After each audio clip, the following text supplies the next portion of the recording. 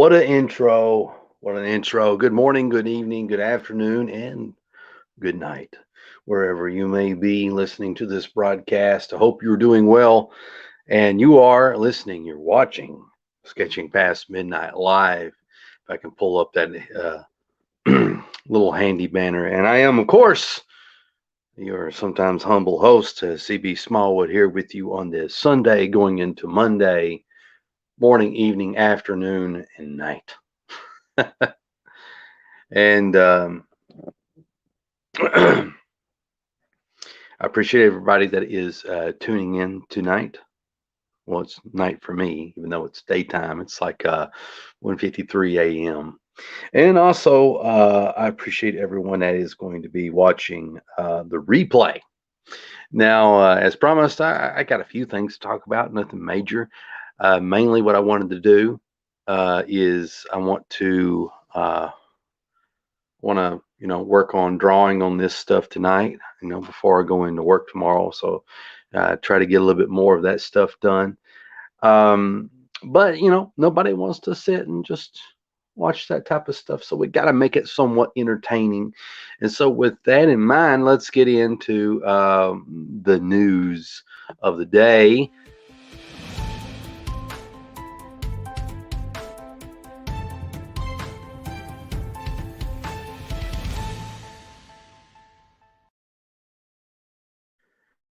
Well, here we are with the news of the day. Nothing major to nothing major to report. I know it's not cryptid news. I know it's not horror news, but we talk about comics here. We talk about pop culture and different things, and I'm trying to expand the breadth of what we actually talk about on the show because, as we know, Bigfoot and the Loch Ness monster, they are very elusive animals, and so sometimes news can be very dry and sparse for those humble, wonderful creatures. So, today we're going to talk about the Matrix Resurrections video promo announcing ticket sales featuring some wild new footage. Now, really, this article is mostly a big nothing burger. Everybody's just clamoring for whatever news that they can get about Matrix. I guess I don't know. Um, but mainly I wanted to talk about it, and I just wanted to use this article as a way to bridge that gap. This is brought to you by bloodydisgusting.com, published 4 days ago by John Squires. So thank you very much, John Squires.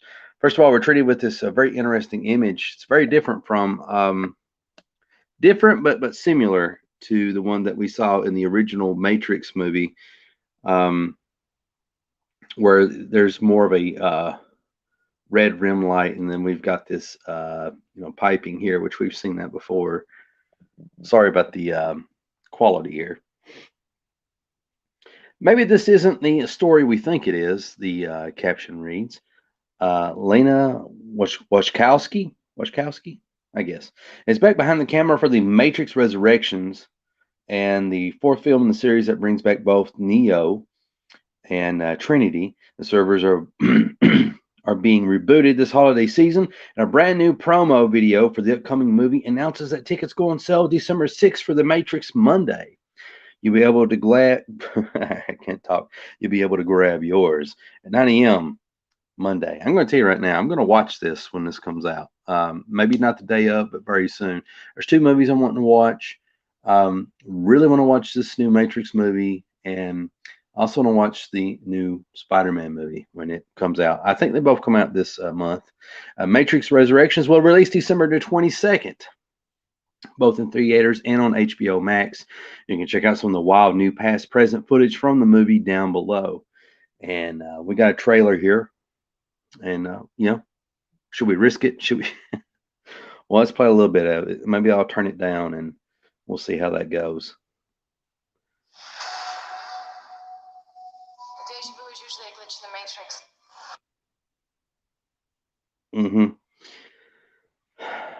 So they're splicing together scenes from the original Matrix with some of the things that's in the new movie,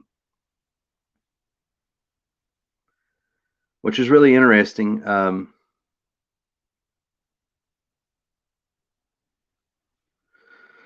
I think the new movie, in my opinion, And I don't think this is so much a spoiler, but did any of you watch Wes Craven's New Nightmare? Did any of you ever watch that? It was the last um, Nightmare on Elm Street movie, which they did. They rebooted the series many moons later, but that never went nowhere. But but yeah. Anyway, in Wes Craven's New Nightmare, it basically kind of went back to the original, what do you call it, Nightmare on Elm Street, with the cast and everything like that, and then eventually, not eventually, why would I say eventually? They went back with that cast, and the whole show had a twist to it. It's kind of like um, a little bit of what do you call it, breaking the fourth wall type of thing, and trying to make it seem more real and palatable for I guess what is it, a late '90s or millennial audience? I can't remember when that movie came out. It was good. It's a great movie. It's a great movie. And I think that Matrix Resurrections, in my opinion, is probably going to be something similar where it's not, I don't think it's going to be like a reboot. It's going to be like a twist, like a different, it's going to be like Wes Craven's New Nightmare. I don't know how to explain it other than you need to watch that movie if you've not seen it. And I think that's what Matrix Resurrections will be. Um, my only fears and anxieties is they're not going to try to replace Neo, and if they do, at least make it so where I'm not being bitter about it. Like how many hardcore Star Wars fans were about Luke being shoved out the door when you know him and his dad were like the chosen ones. So I guess for me, I wouldn't want to see that happen to Neo. So in this day and age, there's this really big push for I don't know what you call it. Well, I do know what I do know what you call it, but I don't want to get into it. But there's a big push for this stuff where you're gender swapping and mixing things in just for the sake of mixing stuff up, and not really focusing on if something is good or great for the story. So that, my friends, is the news of the day. And cue my little outro here for that.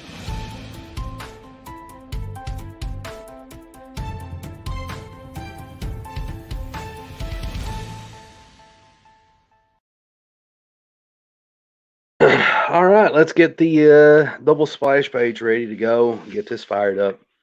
I remember that I had a thought, and if I can get this, my references for Jawas out of the way. Had a thought. It's dangerous when I start to think, but I remember that what was it? The other day, one of the last days at work, I guess it was a Friday. I don't know.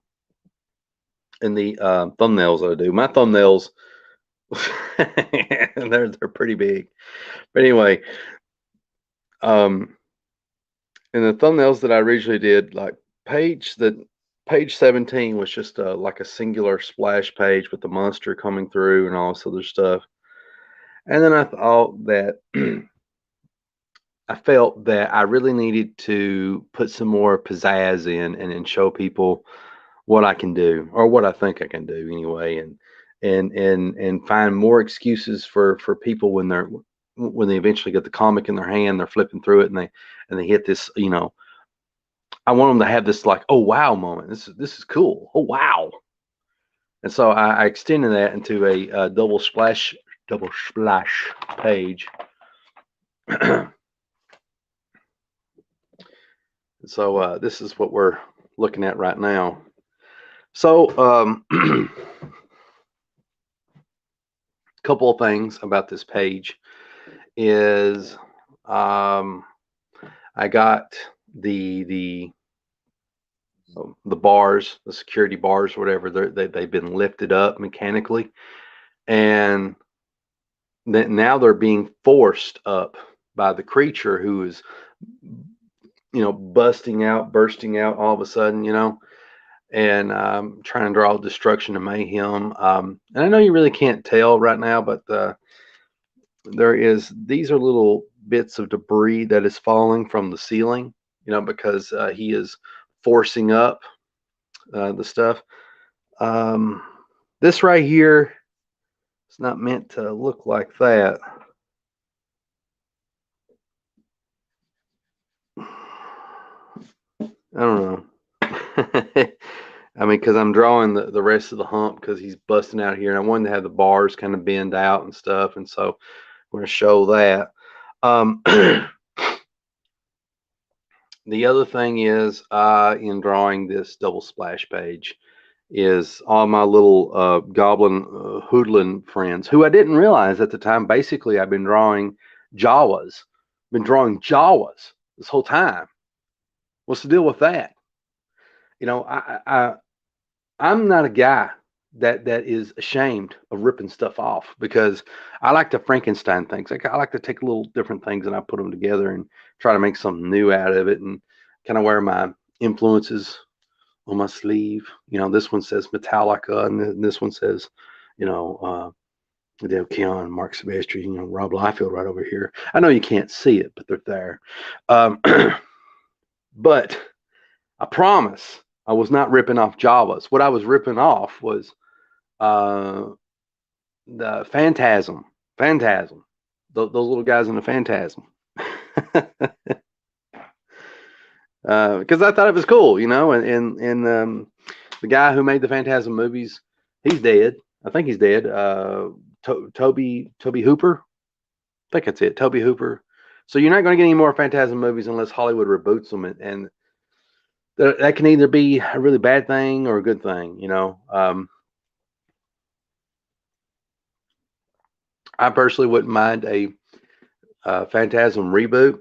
I think that would be cool, but like, they'd have to get somebody that's a really good writer and a really good solid director to really pull it off, And I like them to go more of a more serious horror route. I think that'd be interesting. But anyway, that's where I got the idea for the little guys, and it turns out Jawas are pretty much the same thing as the characters in Phantasm, and so I guess now I'm going to be the third in line to create these little terrible creatures. And so get very wordy here. So basically what's happening is, so this behemoth of a creature has been let loose by a wildcat, and all these little Jawa things are, they were trying to chase down Wildcat, and now some of them, I guess some of them's running for their life, but like, you got to give them credit, because they're actually trying to battle this big behemoth thing. One of them gets squashed underneath this guy's mammoth's hand. You got this guy here trying to pry a finger, trying to do something with that.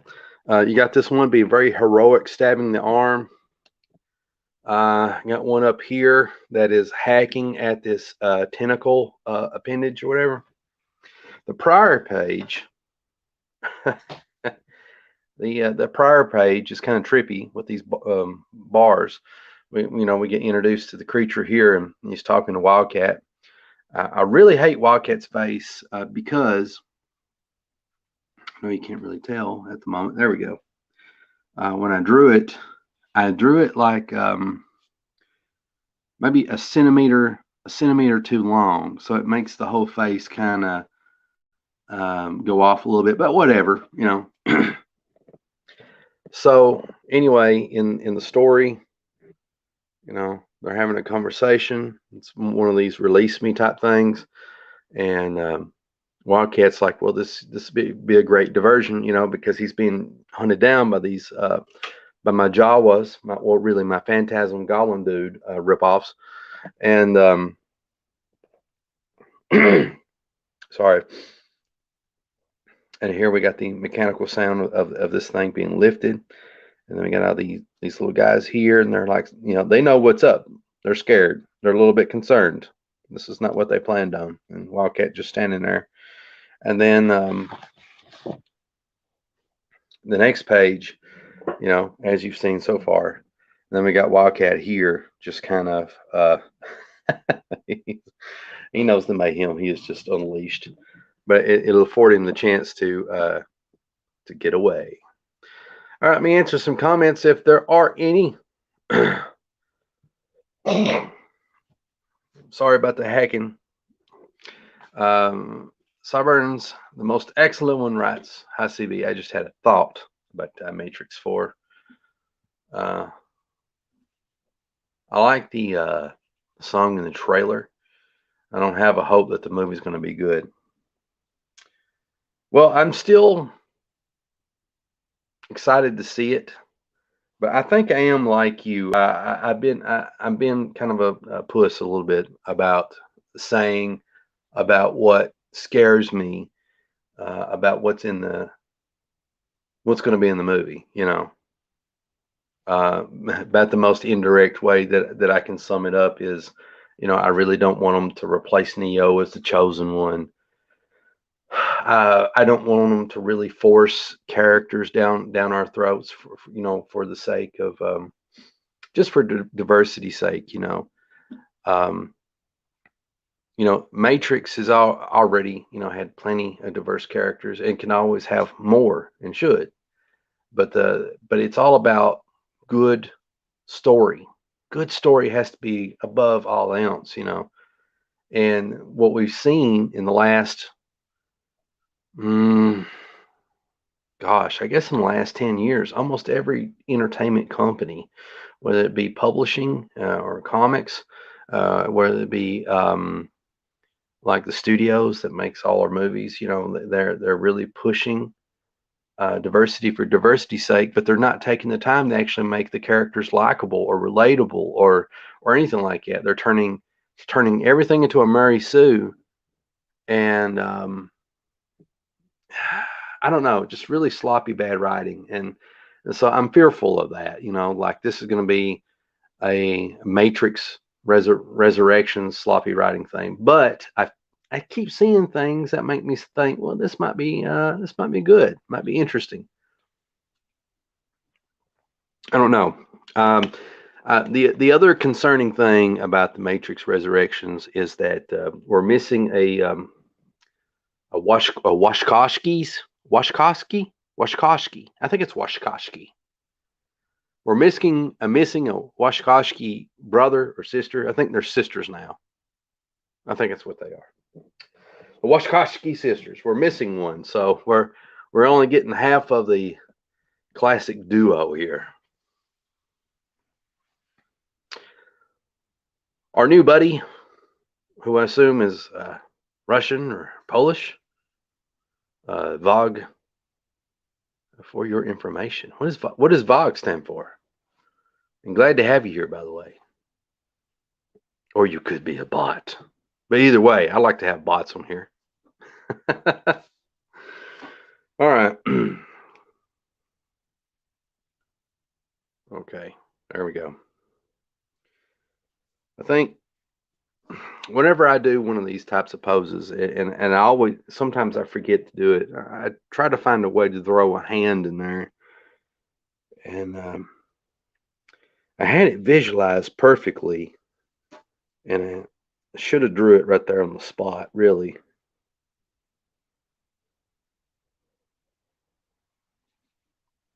I feel like whenever you do like one of these sideways pose things and you draw the hand, it I don't know, it just makes it, I feel like it makes it look just a little bit more professional type of thing.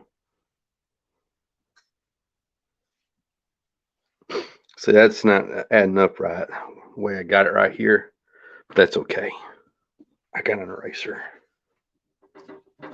I got several erasers, as a matter of fact. Let's bring the arm down. I know you can't really see what I'm drawing. One of the things that I'm doing, while the time I'm smacking my lips very obnoxiously, is I am trying to draw lightly because I got so much going on. I need to be able to kind of see behind the character and all this other stuff, so I know how to ink it. And then I might not like how this hand's coming together, which I'm not really, honestly.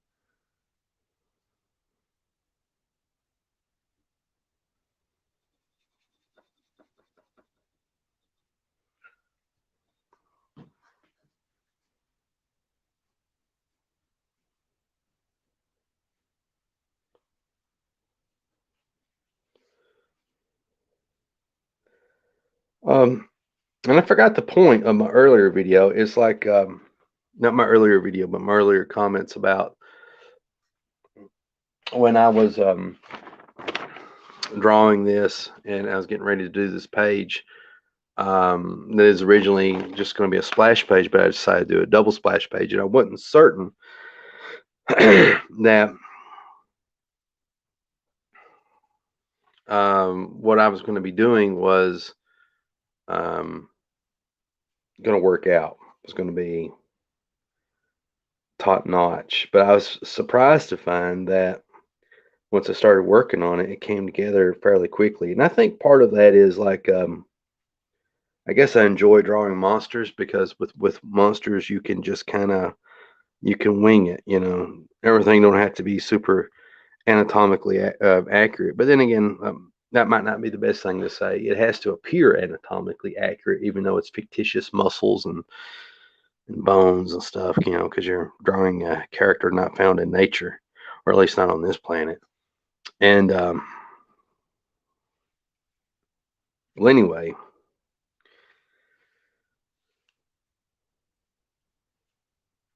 I seem to do a good job with drawing monster type stuff. Now I have my bad days though, but when I have my good days, they tend to be really good days when it comes to that stuff.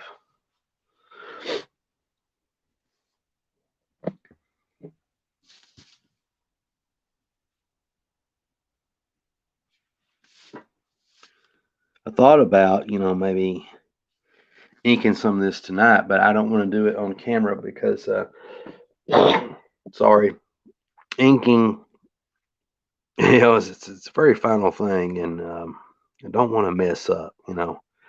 I really, really want to do a good job on this double splash page. I tell you something else. I don't know if you guys and gals have noticed, but on on the majority of these pages that I've been drawing of the Wildcat anthology, a lot of them, the pencils have been very loose, and I've been kind of you know, basically drawing with a pen. You know, and I guess some of that is because sometimes, oh gosh, I sort of know what I'm doing. Most of the time, I don't know, honest truth, but it's worked out so far as like penciling this stuff, you know. Anyway, but when it comes to this double splash page, wanting to do a really good job, so I'm actually doing a lot more actual pencil work beforehand, you know, so that way there's no guesswork on how I should do the cross hatching. Um, you know, there's no mystery about any of that stuff.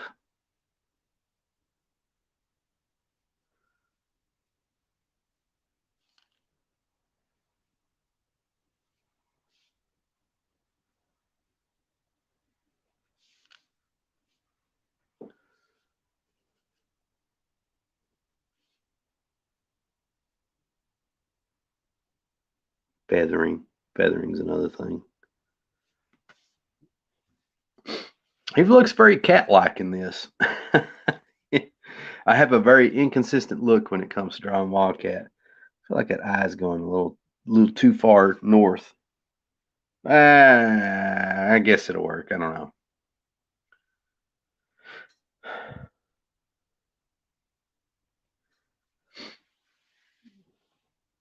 Sideburns writes, Cheeky Breaky, Cheeky Breaky.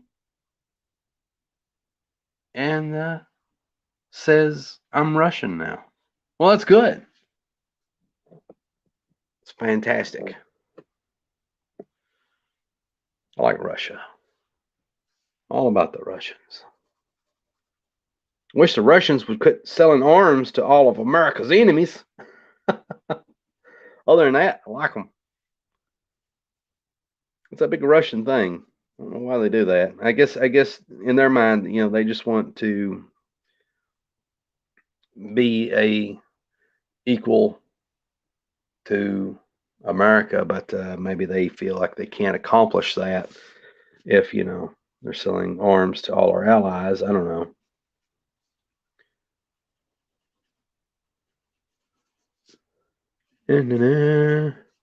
See, I'm getting all semi-political here. You like that? Like them apples?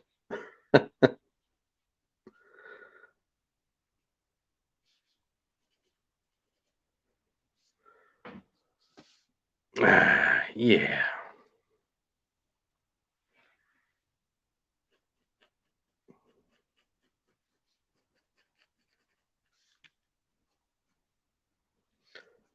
Kind of looks like a lion's mane.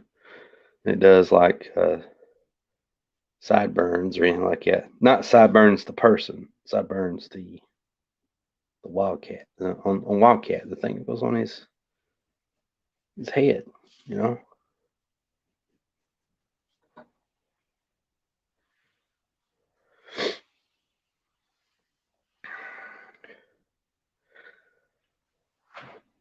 Favorite X-Men besides Wolverine? Well, you turd. I see what you done there. Didn't think I'd catch it, did you? Uh, well, Wolverine used to be one of my favorites. I mean, I guess everybody can say that nowadays. Well, not everybody. Some people love all the fantastic changes that's happening in comics, but I'm not one of them. But Wolverine used to be a big one. Let's see. I guess I really like Gambit. Um, what other X-Men? Um, Even though I never really thought so, Cable, because basically, if you mush Cable and Wolverine together with a dash of the Crow and a dash of Snake Plissken or Pliskin, Snake Plissken with mm, maybe a bit of Pit, you kind of end up with a with a Wildcat. But yeah, I think Cable was another one. Um, I enjoyed reading X-Man.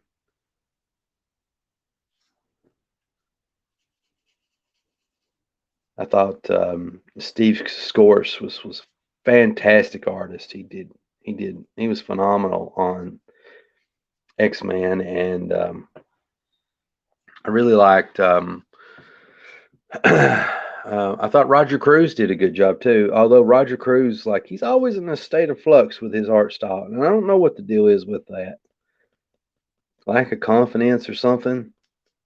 He started out as a Jim Lee clone, and then he started dabbling with being sort of like, and I didn't realize it at the time. It's only here recently, when you look at like X Patrol, which X Patrol is awesome. He's basically just riffing off of J. Scott Campbell, um, and that might be my favorite Roger Cruz is the J. Scott Campbell Roger Cruz. But then I don't know why, but sometime in the late 90s when he started doing X-Men, he started doing more of a Todd Knock or Newok or whatever. I can't pronounce his last name. Started doing more of a Todd Knock type of style. And I was like, I still liked it, but it just, I don't feel like it was as good.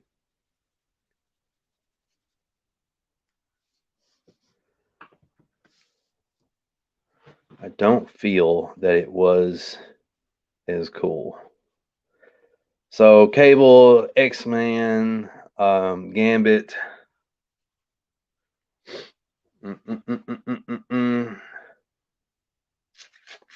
That's just off the top of my head. Oh, I feel like there's more. I'll think of it later. Does Cable count? He's pretty interesting. Yeah, he counts. We'll throw him. He's like he's part of the X family. But now, if you're just talking pure X Men, or at least in the '90s, I guess it would just come down to like Gambit and Wolverine. I liked Sabretooth when he was part of the X Men in Age of Apocalypse. I thought he was really rad, really really rad. I've only read Old Man Logan and God Loves, Man Kills. What in terms of Wolverine stuff? Well, I recommend that unless I'm mistaken, I recommend that you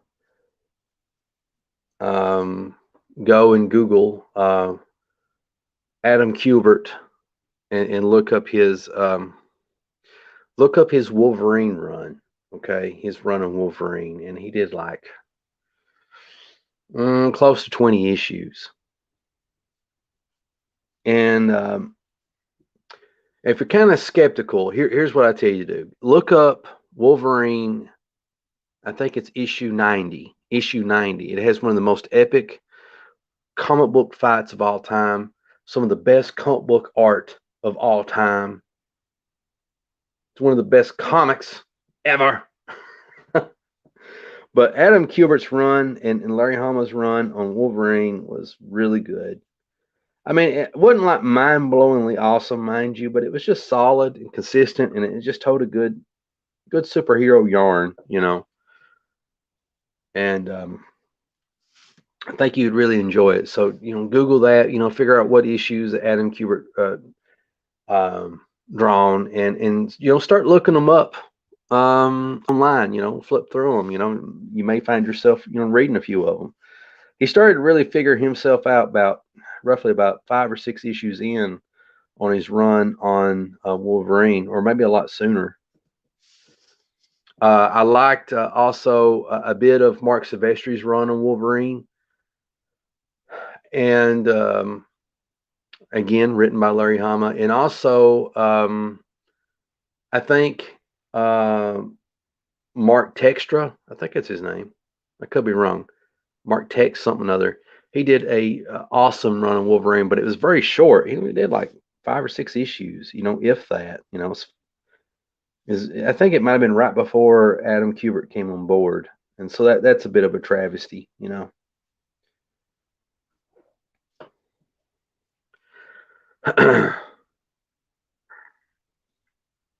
Our astonishing friend Gabriel Meza is here with us. Says hello, everyone. Hello to you too, good sir.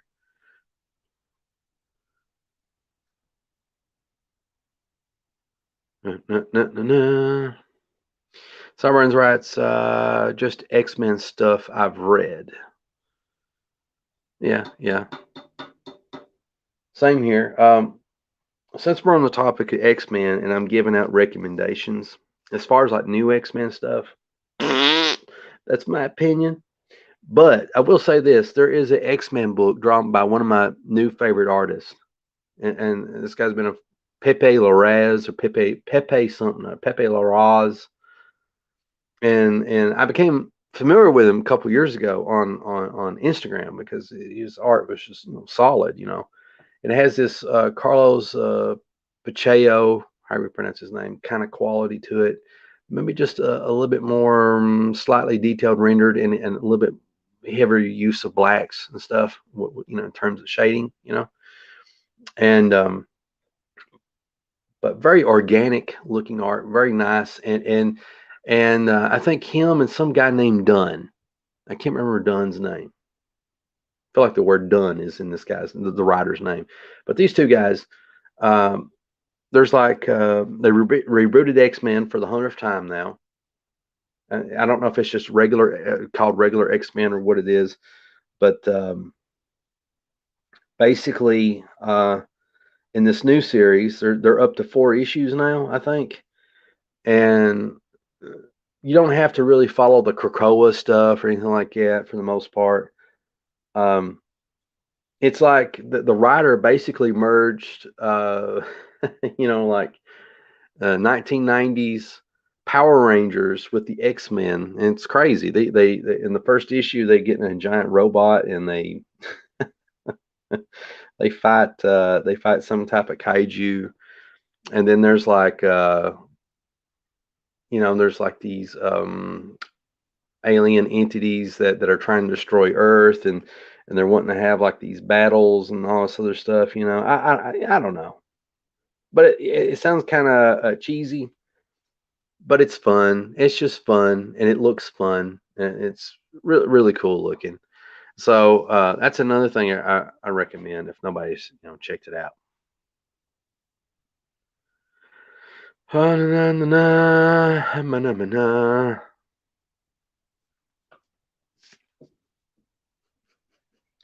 Pepe Larraz or Pepe. What is Pepe? How do you pronounce his name? I wouldn't even know how to pronounce Pepe if it wasn't for the frog. Shows you how hip I am.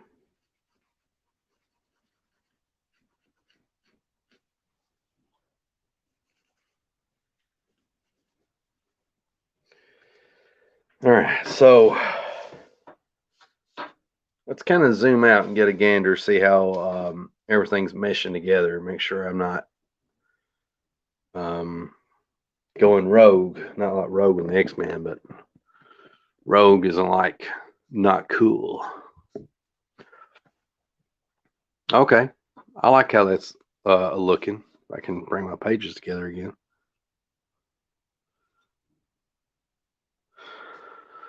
Yeah, yeah, I like that. I like that a lot. I'll add some shading. You know what I need? I need to put some debris down here and kind of figure out my flooring and stuff like that. Um, having a slight issue, a problem with the bars up top. Not a major issue, It's just I'm kind of having to, figure out things as I go. Uh, I measured out like what was it?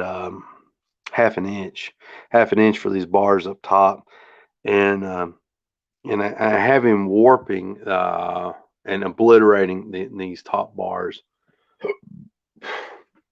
So trying to figure it out. I'm overthinking it just a little bit, but it is what it is. All right, let's go down here. Start creating more mayhem amongst my Jawas ripoffs, which are not Jawas ripoffs. They are ripoffs from the Phantasm, which I don't know where Phantasm got them from. Maybe maybe he ripped them off from Star Wars. I don't know. I have no clue.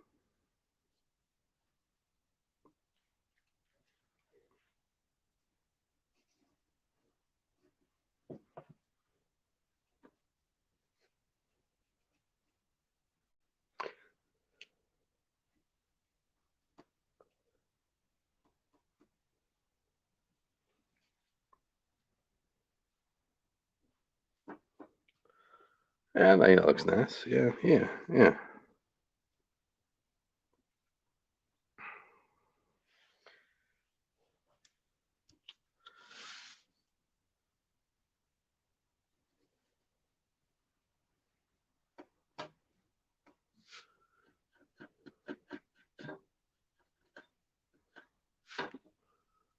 Dang it! I knew he would do that. Cooper got some cheat Doritos on here. We'll slay him. I can't put stuff there because that's a finger. That's a finger.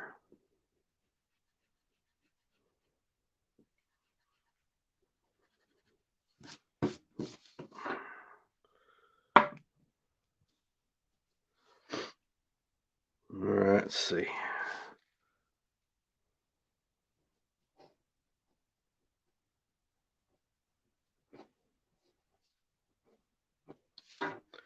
There we go. All right, so I got some decent debris going on the ground. And got these rocks are falling.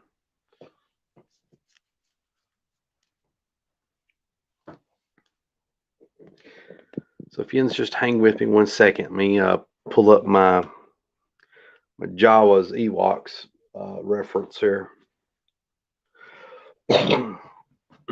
Sorry.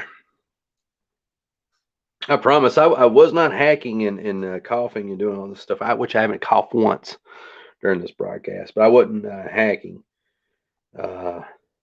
before I was doing this. I guess it's where I'm talking and stuff, you know.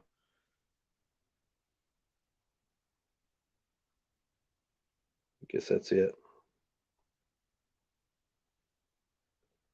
There we go. That's a good one.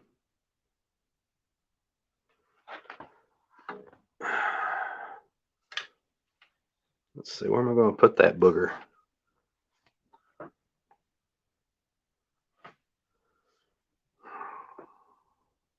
I don't know. I don't know where I'm going to put him.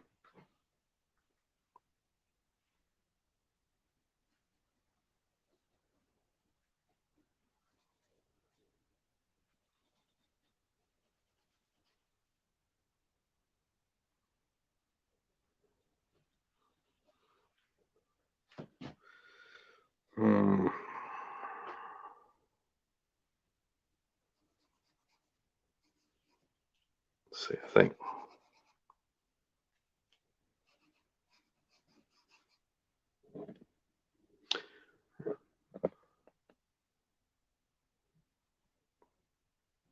Okay, so what time I'm being quiet, contemplating the mysteries of the universe.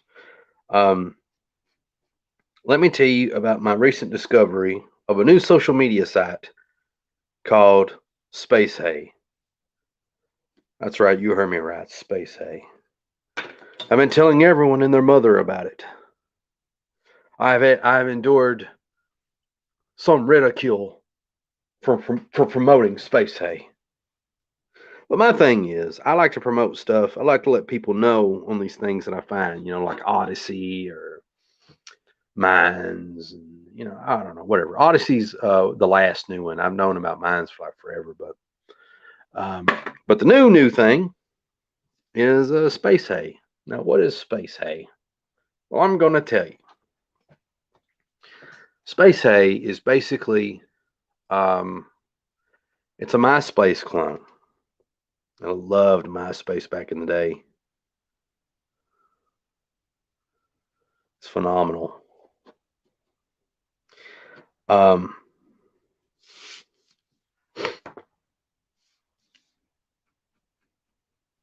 and I remember when I was on MySpace back in the day that you know, everybody was using MySpace. Everybody had a great time using MySpace, and all of a sudden, everybody just started going to Facebook. And I remember when, you know, I was one of the last holdovers moving over to Facebook, and I looked at that thing, and it was so gaudy, ugly, so god awful looking platform. It's terrible. So why would people want to go on that thing? You know, it really is. You know, Facebook looks like junk. It's gotten better since then. You know, they've added, I guess, videos and all these other things, but like everything's just in this news feed. You know, and I don't know about that. I don't know how I feel about that. Just everything just constantly being in this one particular place where you're just scrolling down with your finger, and then half of what you see is just making you angry, resentful, bitter, giving you anxiety, feeling hopeless.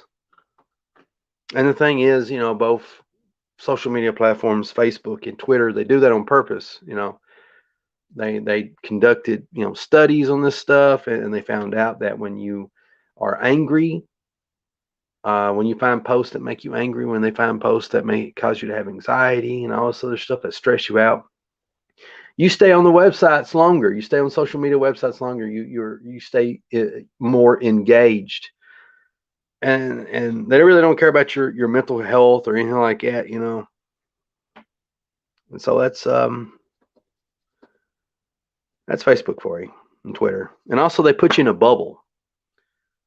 They put you in a bubble where I'm trying to think how to describe it, where it's like the bubble that they put you in, and they don't tell you who all's in this bubble, but they purposely put you in a bubble where you're exposed to things that they know is going to aggravate the far out of you. Now, it's not to say that we should be shielded like children and kept away from things that are unpleasant in life, because we need to know stuff and all this other stuff and so forth and so on. But it's just the whole thing's very manipulative, you know. And the cool thing about MySpace back in the day is, you know, you sought your own fun. You made your own connections, which you still make connections on Facebook, you know, stuff like that. But I'm not articulating myself well. But there's something very personal about it, and somehow it encouraged you to go out and put forth more of an effort in everything, and it was very rewarding. And so this new platform, which is a pure MySpace clone called Space A, um, one of the things that I like about it being a MySpace clone is, and just the same as MySpace, is that you know, you go and you work on your profile and you customize it, you know, and then you cannibalize and reverse engineer other layouts that's out there to try to customize it to your taste and your wants, while other people will just copy and paste layouts that they like. And you can put HTML code in there. You can put CSS code. I think even Java. And I remember back in the MySpace days, there was a big problem with the Java stuff because, um, you know, like hacking and cracking and all that other stuff. And so it actually kind of took away a little bit from the coolness of MySpace, because they started tinkering with things. But if you want to hear a bit of a conspiracy theory, so why did MySpace go away? Well, all right, here's my conspiracy theory. Indulge me, please. um, there's two things, in my opinion, that happen to kill three things. Three things happen to kill MySpace. Number one, sometime in the 90s, Rupert Murdoch bought MySpace. Now, what's the problem with that? Well, up to that point, everybody in the media was talking about MySpace.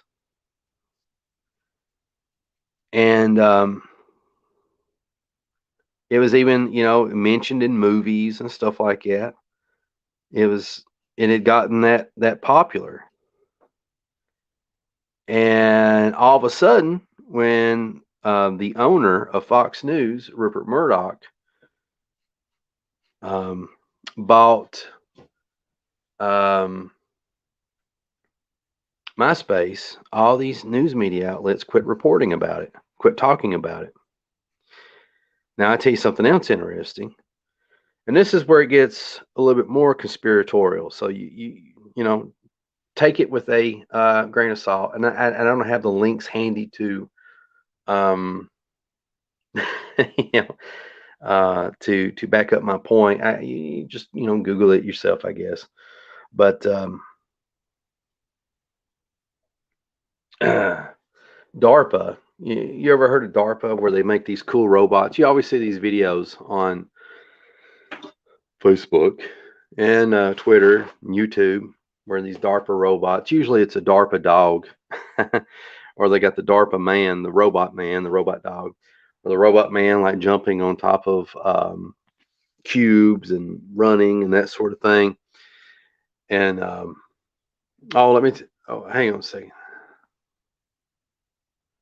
Sarburns writes, I got to go. I'm still at work later, CB. Don't want to hear about your conspiracy theories. Well, that's fine. That's fine. I'm glad that you dropped in, though. I really appreciate it. You have a good one. But DARPA makes all these machines and stuff. Well, sometime in the 90s, they started working on trying to create like the infrastructure for a website that would collect information and data from everybody. And there was a big outcry about this. Well, not on the news or anything like that, but libertarian types and stuff. And they eventually got the program shut down. Now, where it starts to get a little conspiracy-like is on the same day that that DARPA shut that program down, Facebook was launched.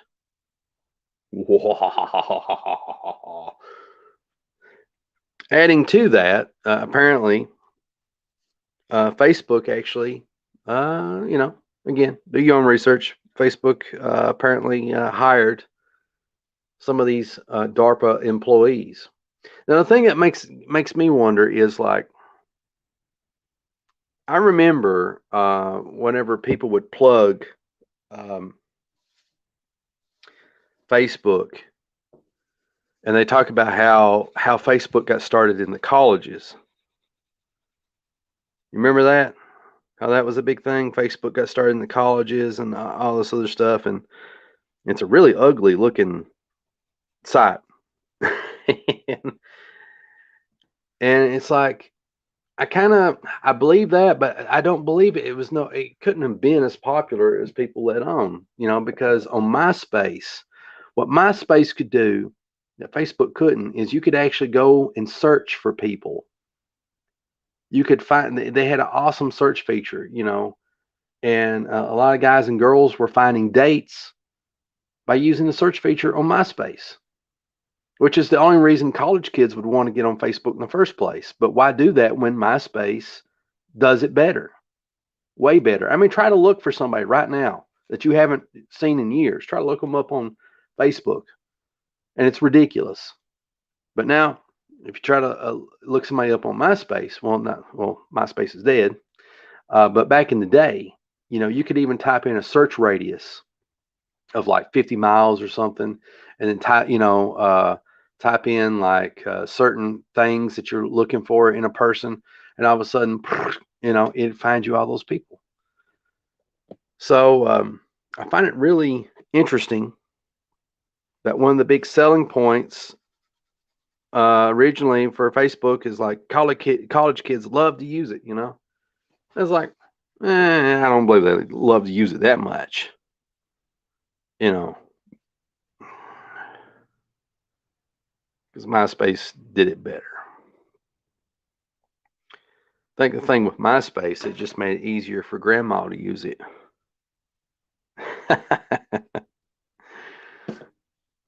And I guess big dumb whores that don't know how to code or don't know how to reverse engineer anything there.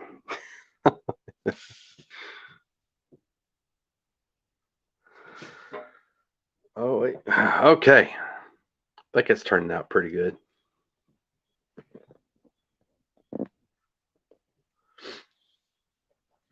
Let's see. A few more comments here. Gabriel Meza writes, how you been doing, Mr. CB? I've been doing pretty good overall. I'm pretty happy with how this double splash page is coming together.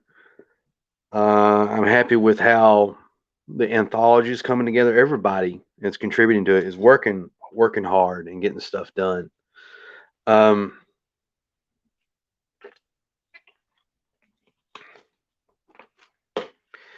Let's see. Health-wise, healthy. The whole family's gotten healthy. Bad sick there for a couple of weeks. Worst sore throat any of us have ever had in our lives.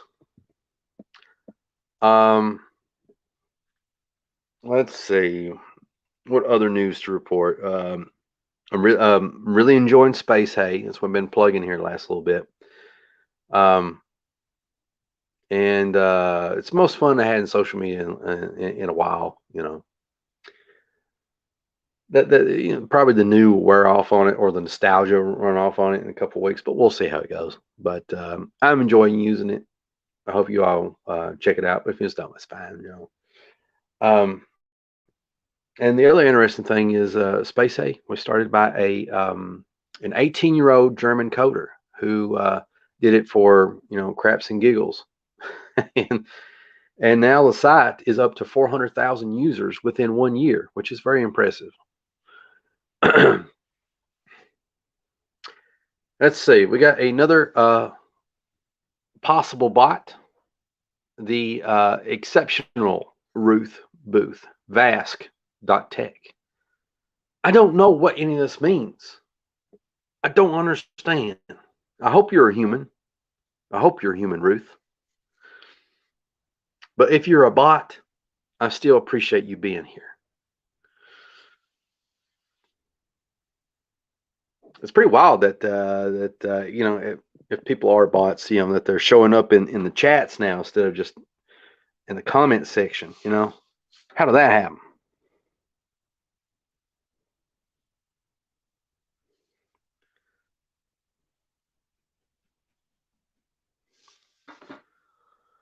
All right.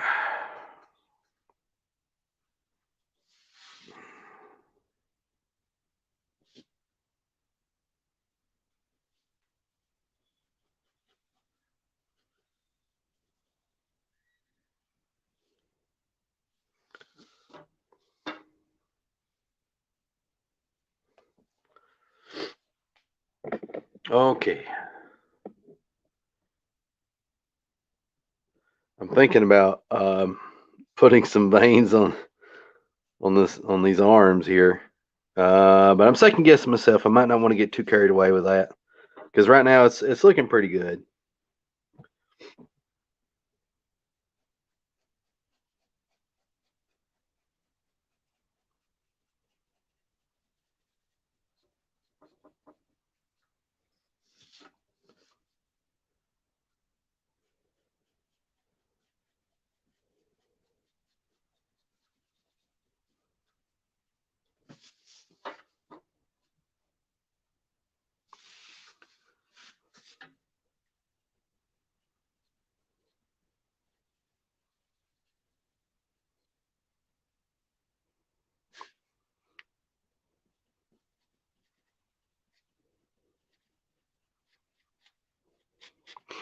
I think there's I think I had mentioned earlier. No, I didn't. I didn't mention this at all. But I know I had mentioned that I'm looking forward to Matrix this month, and I think Spider-Man comes out this month. But on Netflix, they have a new series coming out. I think it's this month, around the 22nd or 24th. I'm not for sure. And I believe it is called The Sea of the Moon or something like that. It's kind of a sci-fi thing, and it is a Korean series or movie. I don't know which one it is. And man, the Koreans are really knocking it out of the park with sci-fi and horror here lately. Very enjoyable.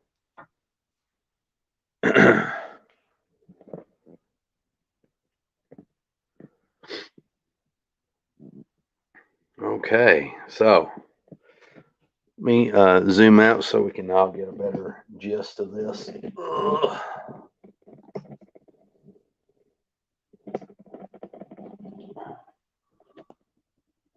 Yeah, still not zoomed out enough, but whatever. At least we're getting a whole gist of that.